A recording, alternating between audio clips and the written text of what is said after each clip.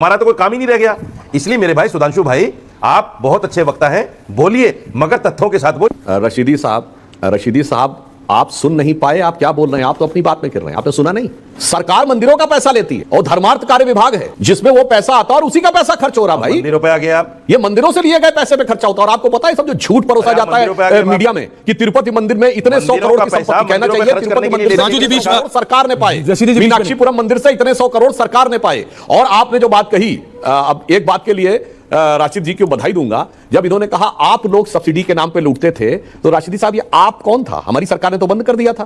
तो मतलब जो सब्सिडी देते थे, ये अगर राशिदी जी की बात को सही माने तो कांग्रेस के जमाने में सब्सिडी में घोटाला होता था।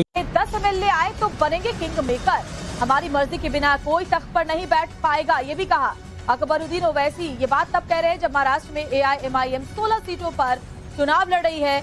असदुद्दीन ओवैसी और अकबरुद्दीन ओवैसी दोनों भाई इन दिनों महाराष्ट्र की इन 16 सीटों पर फतह करने के लिए जोर आजमाइश में जुटे हुए हैं और इस बार का दावा किया कि इस बार किंग मेकर तो एआईएमआईएम होगा। मेरी बात को सुन लो, महाराष्ट्र की तारीख में ऐसा सुनहरा वक्त नहीं आया जो अब है। अगर हम मुनज़्ज़म, हम मुत्तहिद, हम एक, और अगर हमारे 10 एमएलए आ जाएंगे, ना ठाकरे, ना शिंदे, ना गांधी, ना इस वतन अजीज सबके मजहब को मानता हूं। सर, मेरा मानना है कि इस देश का कोई मजहब नहीं है।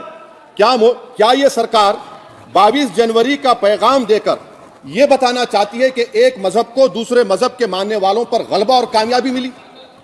कि जम्मू कश्मीर सूफी का बहुत बड़ा सेंटर था। मैं पूछना चाहता हूं कि विगत 30 वर्षों से सूफीज्म के 4 बड़े सिलसिले हैं, नक्शबंदी, सोहरावर्दी, चिश्ती और कादरी। एक का भी कोई मरकज बचा हो तो बता दीजिए। बहुत से लोग विवादित ढांचा गिरने की बात करते हैं, मगर इस हिंदुस्तान में कश्मीर में एक चरारे शरीफ की मजार थी जो सैकड़ों साल पुरानी थी, उसे जला के ध्वस्त कर दिया गया और जलाने वाला कश्मीर भाग गया। उसके बारे में कोई नहीं बोलता। सेकुलरिज्म का सूरमा उत्तर से दक्षिण तक चुप बने रहते हैं। हमारे दिल में उसके लिए भी दर्द है। और मैं ये भी याद दिलाना चाहता हूं कि मुस्लिम समाज के लिए सबसे मुकद्दस मस्जिद हजरत बल पे नवंबर 1993 में आतंकवादियों ने कब्जा कर लिया था। ये वो भी दौर था, मगर इसके बावजूद किसी को उस दौर में खराबी नजर नहीं आती थी। आज जब सब कुछ शांतिपूर्ण और सही ढंग से चल रहा है, तब यहां समस्याएं नजर आती हैं। अब जब एक कावड़िया जाता है ना हरिद्वार, गंगा जल लाता है, पैदल चलता है, पैदल चल के वो कई 100 किलोमीटर लाता है और वो इस श्रद्धा से जाता है कि मैं कावड़ लेके जाऊंगा और अपने शिव जी पे गंगा जल चढ़ाऊंगा। और उसके लिए हमारे सनातन धर्म में पवित्रता इत्यादि का बहुत ध्यान रखा जाता है। लेकिन वहीं पर हमारे कुछ मुसलमान भाई, मुसलमान हमारे छोटे भाई अपना नाम नहीं, हंसी नहीं, हम सच्ची बात करें, हमारे मुसलमान भाई, छोटे भाई वहां क्या करते हैं, नाम बदल के अपना अपना ढाबा खोल के बैठते हैं और उन कावड़ चढ़ाने वाले, जल चढ़ाने वालों को पता नहीं।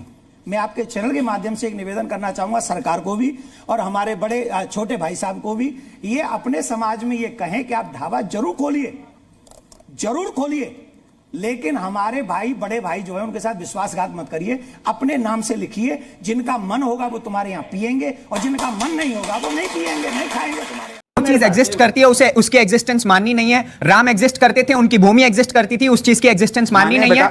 और मतलब उस पे उल्टा सवाल कर देना। और जो चीज एग्जिस्ट नहीं करती, बाबर अकबर, ये बाहर के देशों से आए हुए 2 कौड़ी का आदमी हमारे देश को तहस नहस करने की बात करते हैं, उसकी एग्जिस्टेंस माननी है। उसके बाद ये इन्होंने कहा कि हिंदू जो है वो 4 वर्गों में बांटे गए हैं। इसका कारण आपको पता है, भगवत गीता का एक श्लोक है, चातुर्वर्ण्यं मया सृष्टं गुण कर्म विभागशः।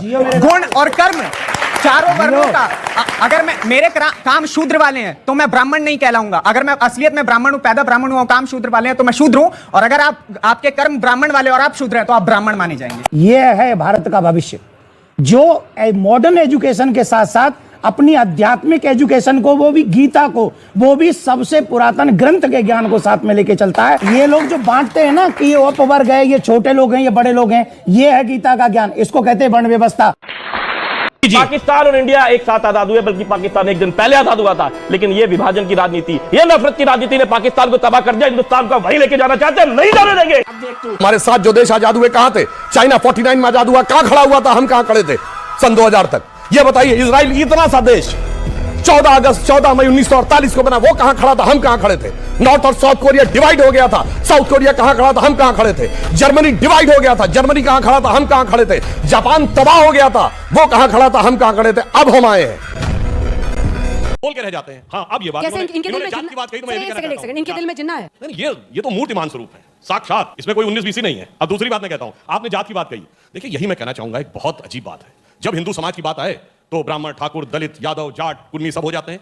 भाई वहां क्यों नहीं होता? आप कभी बताइए कि ये शिया, ये सुन्नी, ये देवबंदी, ये बरेलवी, ये अहले हदीस, और ये तुर्क, ये बहना, ये गद्दी, ये घोसी, ये पसबंदा, ये तो नहीं होता है। यही तरीका है कि एक में तो जात दिखाते रहो और बाकी में, जबकि मैं एक और बात कहूंगा पूरे अदब के साथ, विद्वान आदमी है ये, एक मुसलमानों का फिरका बताएं जिसने दूसरे खिलाफ फतवा ना जारी कर रखा हो कि एंटी इस्लामिक, और दुनिया भर में, भारत में नहीं, दुनिया भर में लड़ाई एक दूसरे के खिलाफ ना लड़ रहे हो, मगर यहां पर सब मुत्ताहिद हो जाते हैं और हम लोग भी इसमें आ जाते हैं। हाँ साहब, सब एक है। जैसे मैं तो लखनऊ का रहने वाला हूं साहब, बचपन में मैंने हिंदू मुस्लिम दंगे नहीं देखे, शिया सुन्नी दंगे देखे।